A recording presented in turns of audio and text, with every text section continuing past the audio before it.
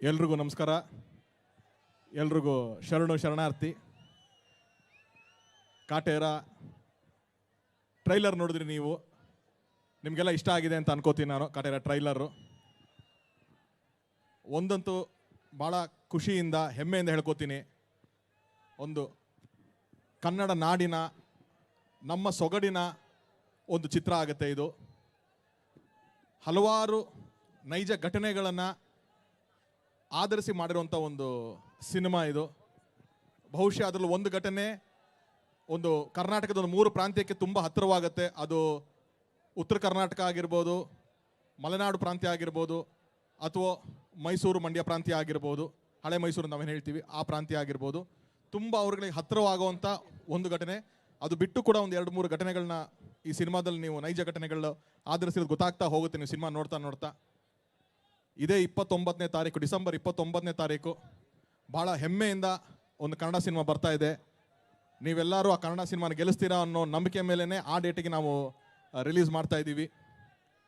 And ಇವತ್ತು ಇಲ್ಲಿ ಇನ್ನೂ 2 ಪ್ರಮುಖವಾದ ವ್ಯಕ್ತಿಗಳು, ಒಂದು ನಮ್ಮ ಮ್ಯೂಸಿಕ್ ಡೈರೆಕ್ಟರ್ ಹರಿ ಸರ್, ಇನ್ನೊಂದು ನಮ್ಮ ಕ್ಯಾಮ್ರಾಮನ್ ಸುಧಾಕರ್ ಅವರು. ಅವರೆರಡು ಫೈನಲ್ ವರ್ಕ್ಸ್ ನಡೀತಾ ಇರೋದ್ರಿಂದ ಬರೋಕ್ಕಾಗಲಿಲ್ಲ. ಬಟ್ ನನ್ನ ಇಡೀ ಟೆಕ್ನಿಷಿಯನ್ಸ್ ತಂಡ, ಅದು KM ಪ್ರಕಾಶ್ ಇರ್ಬೋದು, ಅಥವಾ ನಮ್ಮ ಫೈಟ್ ಮಾಸ್ಟರ್ಸ್ ಇರ್ಬೋದು, ಕೊರಿಯೋಗ್ರಾಫರ್ಸು, ಪ್ರತಿಯೊಬ್ಬರು ಕೂಡ, ಡೈಲಾಗ್ ರೈಟರ್ ಮಾಸ್ತಿ, ನಮ್ಮ ಜಡೇಶ್, ಎಲ್ಲರೂ ಒಂದು ಅದ್ಭುತವಾದ ಒಂದು ಟೆಕ್ನಿಷಿಯನ್ಸ್ ತಂಡ ಈ ಸಿನಿಮಾಗೆ ಕೆಲಸ ಮಾಡಿದೆ.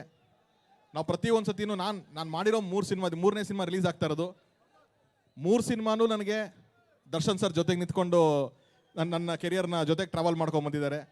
ಚೌಕ ಮಾಡಬೇಕಾದ್ರೆ ಅಲ್ಲಿ ರಾಬರ್ಟ್ ಅಂತ ಒಂದು ಕ್ಯಾರೆಕ್ಟರ್ನಲ್ಲಿ ಒಂದು 15 ನಿಮಿಷದ ಒಂದು ಕ್ಯಾರೆಕ್ಟರ್ ಬಂತು. ಅದಾದಮೇಲೆ ರಾಬರ್ಟ್ ಅಂತಲೇ ಒಂದು ಸಿನಿಮಾ ಆಯಿತು. ಸೊ ಅದಾದಮೇಲೆ ಈಗ ಮತ್ತೆ ಕಾಟೇರ ಒಂದು ಸಿನಿಮಾ ಮಾಡಿದ್ದೀವಿ. ಸರ್ ಕೂಡ ಒಂದು ತುಂಬ ಬೇರೆ ಪ್ರಯತ್ನ ಮಾಡಬೇಕು ಅಂತ ಹೇಳಿ ಅಂದ್ಕೊಂಡು ಹೋದಾಗ ಈ ಕಥೆನ ಒಪ್ಕೊಂಡಿದ್ದೆ ನನಗೆ ಫಸ್ಟು ಗೆಲುವು ಅಂತ ಹೇಳ್ಬೋದು ನಾನು.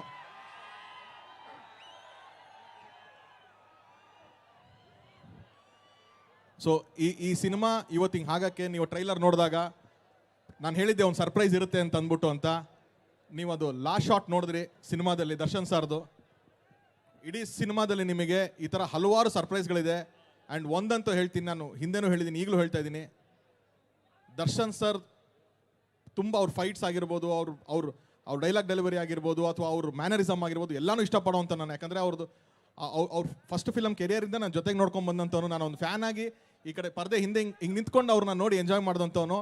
ಅವ್ರಿಗೆ ಬರೀಬೇಕಾರೆ ನನಗೆ ಗೊತ್ತಿದ್ದು ಒಂದು ತುಂಬ ಅದ್ಭುತವಾಗಿ ಅವರಲ್ಲಿ ಇರೋದೇನು ಅಂತಂದರೆ ಎಮೋಷನ್ಸ್. ಅವ್ರು ಅದ್ಭುತವಾದ ಎಮೋಷನ್ಸ್ ಪೋರ್ಟ್ರೇ ಮಾಡ್ಬೋದು, ಅಷ್ಟು ಅದ್ಭುತವಾದಂಥ ಅವರು ನಟ ಅವರು. ಸೊ ಅದನ್ನು ತುಂಬ ಫೋಕಸ್ ಆಗಿ ಇಟ್ಕೊಂಡು ಈ ಸಿನಿಮಾ ಮಾಡಿದ್ದೀವಿ.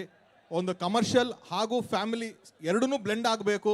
ಈ ಕಡೆ ಫ್ಯಾನ್ಸ್ಗೂ ಇಷ್ಟ ಆಗಬೇಕು, ಎರಡನೇ ಸತಿ ಅವ್ರ ಫ್ಯಾಮಿಲಿ ಕರ್ಕೊಂಬಂದರೆ ಅವಾಗಲೂ ಇಷ್ಟ ಆಗಬೇಕು ಅನ್ನೋ ಉದ್ದೇಶದಿಂದ ಮಾಡಿದಂಥ ಒಂದು ಸ್ಕ್ರಿಪ್ಟ್ ಇದು. ಖಂಡಿತವಾಗ್ಲೂ ನೀವೆಲ್ಲ ಹೆಮ್ಮೆಯಿಂದ ಈ ಸಿನಿಮಾ ನೋಡ್ಕೊಂಡು ಆಚೆ ಬರ್ಬೇಕಾರೆ ಒಂದು ದರ್ಶನ್ ಸರ್ ಪಿಕ್ಚರ್ ಈ ಥರದ್ದು ನೋಡ್ಕೊಂಬಂದ್ವಿ ಅಂತ ಒಂದು ಖುಷಿ ಕೊಡುವಂಥ ಒಂದು ಸಿನಿಮಾ ಆಗುತ್ತೆ.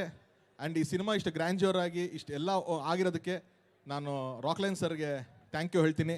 ಆ್ಯಂಡ್ ನನ್ನ ಹೋಲ್ ಆರ್ಟಿಸ್ಟ್ ಟೀಮ್, ಆರಾಧನ ಅವರಾಗಿರ್ಬೋದು, ವಿನೋದ್ ಸರ್ ಆಗಿರ್ಬೋದು, Kumar Govind sir, Shruti madam, Biradar sir, total ಒಂದು ಟೀಮು ಈ ಸಿನಿಮಾಗೋಸ್ಕರ ಡೆಡಿಕೇಟೆಡ್ ಆಗಿ ನಿಂತ್ಕೊಂಡು ಕೆಲಸ ಮಾಡಿದ್ದಾರೆ. ಸೊ ಇವರಷ್ಟು ಜನರು ಶ್ರಮ ಇದೇ 29ನೇ ತಾರೀಕಿಗೆ ಥಿಯೇಟ್ರಲ್ಲಿ ನೀವೆಲ್ಲ ನೋಡ್ಬೋದು. ಮತ್ತೊಮ್ಮೆ ಈ ಅವಕಾಶ ಕೊಟ್ಟಿದ್ದಕ್ಕೆ ನನಗೆ ದರ್ಶನ್ ಸರ್ಗೆ ನಾನು ಥ್ಯಾಂಕ್ಸ್ ಹೇಳ್ತೀನಿ.